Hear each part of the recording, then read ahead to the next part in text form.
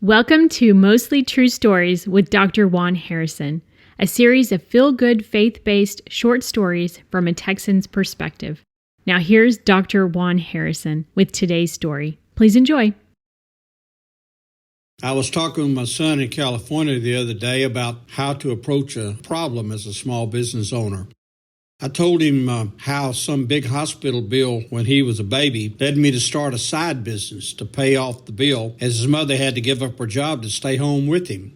The lemons became lemonade as it enabled us to do more and have more while letting my wife become a stay-at-home mom.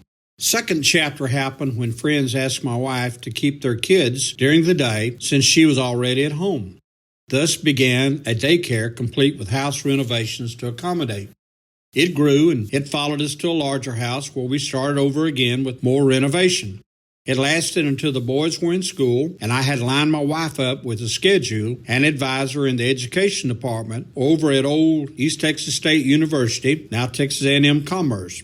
No more business major now, but now an early childhood student due to her successful years in her daycare. More lemons turned into lemonade.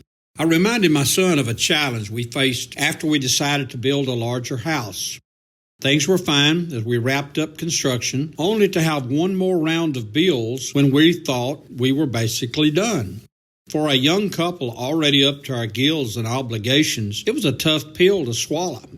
And swallow we did as we scrambled to get it done.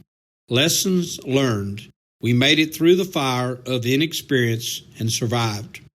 Have you ever thought about the times you grew and were able to accomplish more or deal with hardships you couldn't imagine coping with? If we had a choice, most of us would skip the challenges and hardships. Fortunately or unfortunately, we don't get choices sometimes. We do get a choice as to how we react to hardship. I reminded my son, you grow in the valley, not on the mountaintop. In Christian terms, I've talked to people about being involuntary Bibles for the rest of the world to see. They make much better sermons. As people have lost children and spouses, they become a role model for us weaker folks to see how we can make it through the valley of the shadow of death. A dairy farmer friend who let me court 3 of his daughters, none of whom took, once said, as he eyeballed me as part of his future plans, anybody can make money in a dairy in the good times. He said the hard times are what separate the men and the women from the boys. The beauty and the cruelty of America for all of us is that we are free to tackle anything we want if we think we're big enough.